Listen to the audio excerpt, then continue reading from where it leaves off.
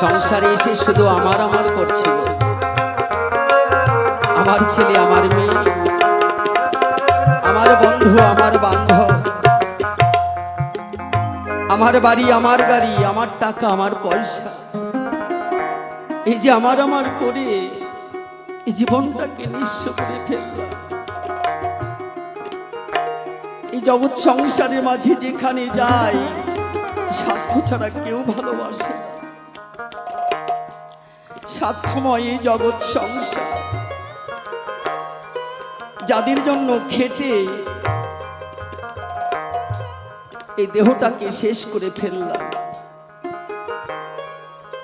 তারা কেউ চিনতে পারল না। সবাই এই স্বার্থের মাঝে, স্বার্থের জন্য সবাই ভালোবাসে।